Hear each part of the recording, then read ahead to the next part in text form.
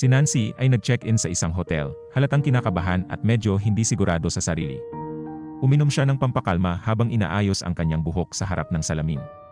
May kumatok sa pintuan, at matapos ang isang malalim na hinga, binuksan niya ito at nakita ang isang batang gwapong lalaki na si Leo Grande, ang dahilan ng kanyang kaba. Hinalikan siya ni Leo sa pisngi at pinuri ang kanyang mabangong pabango. Binaliwala ito ni Nancy at sinabing ang mga babae sa edad niya ay hindi madalas makatanggap ng mga papuri. Pinakalma siya ni Leo at sinabing magiging masaya ang gabi nila at nagtanong kung pwede ba siyang bigyan ng inumin para masimulan ang gabi. Itinaas niya ang baso at sinabi, para sa mga kaakit-akit sa kahit anong edad, sabay lagok at palihim na pinuri si Nancy. Habang sinusubukang makipag-usap, nahihirapan si Nancy mag-focus dahil sa kagwapuhan ni Leo. Bigla ang tinanong ni Nancy kung nararamdaman ba ni Leo na nagiging bastos siya. Pinakalma siya ni Leo at sinabing pinili niya ang trabahong ito at hindi siya kailanman nakaramdam ng pangmamaliit. Tinanong ni Leo kung ano ang inaasahan ni Nancy para sa gabing iyon.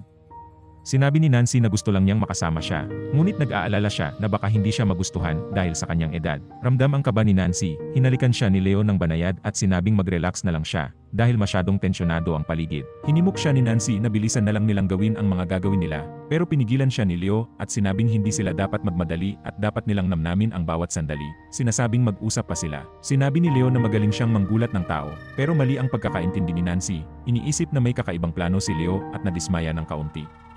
Mabilis na nilinaw ni Leo na ibig niyang sabihin ay magaling siya makipag-usap. Inamin ni Nancy na nahihiya siya dahil ito ang unang beses niyang nagbayad para sa ganitong bagay. Paliwanag ni Leo na hindi siya binili, singil lang ito para sa serbisyong kanyang inaalok, na kusang loob na tinatanggap ng mga kliyente, at hindi siya pinagsasamantalahan. Ngunit nag-aalala pa rin si Nancy na baka mabigo niya si Leo, lalo na't hindi pa siya nakaranas ng orgasm at iniisip niyang huli na para sa kanya ang makaranas nito. 2 taon nang pumanaw ang kanyang asawa, at wala na siyang ibang nakasama mula noon, si Leo lamang ang magiging pangalawang kasiping niya. Sinabi niya na wala siyang inaasahan, at inalok si Leo na kunin na lamang ang kalahati ng bayad kung gusto nitong umalis. Tumanggi si Leo at iniisip na nararamdaman ni Nancy na tila niloloko niya ang kanyang yumaong asawa. Ramdam ang kanyang pagkalito, nag-aalala si Nancy na baka mali ang kanyang ginagawa, lalo pat dati siyang guro ng relihiyon sa elementarya. Pinakalma naman siya ni Leo at inimbitahan sa kama. Isang banayad na halik sa kanyang liig ang bahagyang nagpakalma kay Nancy. Tumigil si Nancy at binanggit na maaari siyang magdala ng gamot pero hindi iyon kailangan ni Leo. Ngunit nagpupumilit siya, sinasabing ayaw niyang maramdaman ni Leo na obligado itong manatili kung hindi siya nito gusto. Sumagot si Leo na palagi naman siyang nakakakita ng maganda sa kahit sino. Nang malaman ni Nancy na ang pinakamatandang kliyente ni Leo ay 82 taong gulang, bahagyang gumaan ang loob niya at tinanong kung paano niya mapapaligaya si Leo. Pinuri ni Leo ang kanyang mga labi at lig, sinubukan siyang pasayahin at pakalmahin. Habang lumalapit si Leo para halikan siya, biglang naisip ni Nancy na magtungo sa banyo para magpalit. Naghintay si Leo, uminom at kumain ng tsokolate habang naghahanda si Nancy. Nang lumabas si Nancy, sinabi ni Leo na maganda siya. Habang lumalapit para halikan siya, umatras si Nancy dahil nabahala siya sa amoy ng tsokolate. Matapos mag-ayos ni Leo, nagdesisyon si Nancy na huwag nang ituloy ang plano. Inalok niya si Leo na bayaran ito ng buo at sinabing maaari na itong umalis. Nararamdaman ni Leo na hindi lang ang tsokolate ang problema, kaya hinikayat niya si Nancy na pag-isipang mabuti ang desisyon, lalo na't pinaghandaan niya ito, at sa huli, ay pumayag si Nancy na ituloy nila ang plano. Kasunod nito, tinanong ni Nancy kung ano ang tingin ng ina ni Leo sa trabaho niya, ngunit ayaw ni Leo na pag-usapan ito. Nang magpumilit si Nancy, gumawa si Leo ng kwento na sinabi niya sa ina niya na nagtatrabaho siya sa isang oil platform, na nagpatawa kay Nancy. Naging mas open si Nancy, ikinwento ang paulit-ulit na buhay ng kanyang mga anak, at ang nakakapagod niyang trabaho bilang guro, hanggang halos makalimutan na niya kung bakit sila naroon sa kwarto. Nang bumagal ang usapan, tinanong ni Leo kung ano ang gagawin ng asawa ni Nancy sa ganitong sitwasyon. Ipinaliwanag ni Nancy na ang asawa niya ay matutulog na lang ng hubad, at sa loob ng 31 taon nilang magkasama, ganoon na lang palagi ang nangyayari at mabilis itong nakakatulog pagkatapos. Nagulat si Leo sa kanyang pagiging tapat at tinignan siya ng may kabaitan.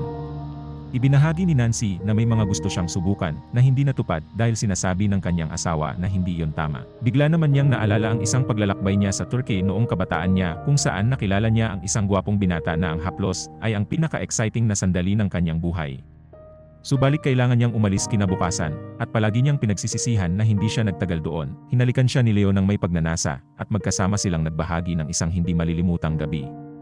Muling nagkita sina Nancy at Leo sa parehong kwarto makalipas ang ilang araw, At sinabi ni Leo na masaya siyang naligayahan si Nancy. Lalo na't nag-research pa siya tungkol sa mga karanasang hindi pa nararanasan ni Nancy. Na-excite si Nancy na subukan ang mga ito, at humiling siyang ulitin ang ilan at subukan ang iba't ibang bago at kakaibang bagay. Sinigurado ni Leo na posibleng gawin ang lahat ng iyon, kahit medyo nagulat siya sa dami ng gustong gawin ni Nancy sa loob ng isang araw. Pumayag si Leo na gawin ang kanyang makakaya, at nagsimula sila sa pinaka-challenging na nasa listahan ni Nancy. Naisip ni Nancy na magsipilyo muna, pero sinabihan siya ni Leo na ayos lang kahit hindi. Subalit, naputol ang kanilang sandali dahil sa tawag mula sa anak ni Nancy, at bumalik siya na mukhang tensyonado. Hinikayat siya ni Leo na mag-relax at nagsimula silang sumayaw. Ibinuhos ni Nancy ang kanyang hinaing tungkol sa mga limitasyon ng yumaong asawa, at sa wakas, sinabi niyang handa na siyang subukan ang mga bagong bagay. Binigyan siya ni Leo ng masahe, at hiniling niya kay Leo na hubarin ang kanyang damit. Humanga siya sa batang katawan ni Leo, ngunit dahil nahihiya, pinasuot niya muli ito sa kanya. Inamin ni Nancy na hindi siya kumpiyansa sa kanyang hitsura, pero sinigurado ni Leo na maganda siya at kaakit-akit pa. Iminungkahi ni Leo na subukan nilang mag-roleplay, ngunit hindi inaasahang nainis si Nancy sa kanya. Inutusan niya si Leo na gawin na lamang ang kanyang trabaho. Nasaktan si Leo at naging mas profesional at malamig. Nagsimulang umiyak si Nancy, nakaramdam ng hiya. Mahinahon siyang sinabihan ni Leo na marahil ang talagang kailangan ni Nancy ay makakausap dahil iba-iba ang pangangailangan ng bawat tao. Pinakalma niya si Nancy, sinabing hindi siya humuhusga sa kanyang mga kliyente basta't may respeto. Nagkwento si Leo tungkol sa iba pang kliyente na nakatulong kay Nancy na magkakumpiyansa. Sa ikatlong pagkikita nila, mas relaxed at kumpiyansa na si Nancy, parang naliligo sa maligambang na tubig. Pabirong ginaya niya kung paano siya kumikilos sa kanyang asawa noon na ikinatuwa ni Leo. Mainit siyang nagpasalamat kay Leo dahil natulungan siya nitong makumpleto ang kanyang listahan, at pabirong sinabi pa niyang irerekomenda niya si Leo sa mga kaibigan. Mapagkumbabang sinabi ni Leo na trabaho lang ang kanyang ginawa. Naging curious si Nancy sa tunay na pagkatao ni Leo at sinabing oras na para makilala nila ang isa't isa ng lubusan. Ngunit kinumpirma lang ni Leo na ang pangalan niya ay Leo Grande.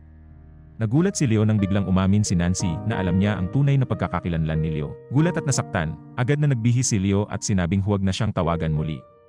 Napagtanto ni Nancy ang kanyang pagkakamali at naintindihan niyang dapat niyang nirespeto ang pribadong buhay ni Leo. Nang aksidenteng tawagin niya ito sa tunay na pangalan, nagalit si Leo at sinabing hindi rin magiging maganda kung malalaman ng iba ang totoong pagkatao ni Nancy, lalo na't isa siyang dating guro na nagtuturo ng relihiyon, na ngayon ay nakikipagkita sa isang batang lalaki sa hotel. Pinagtanggol ni Nancy ang sarili, at sinabi niyang inisip niyang nagkakaroon sila ng tiwala sa isa't isa, at maaaring maging magkaibigan kahit lampas sa kanilang kasunduan. Si Leo, na nagsimulang magbukas tungkol sa kanyang emosyonal na mga pagsubok at sinabing may kawalan siya ng saysay sa loob, ay biglang umalis, ngunit bumalik agad upang kunin ang nakalimutang telepono. Matapos itong mahanap, sinabi niya kay Nancy na ibabalik niya ang bayad para sa natitirang oras ng kasunduan, pagkatapos ay hinalikan siya ng mabilis bilang pamamaalam, at saka umalis.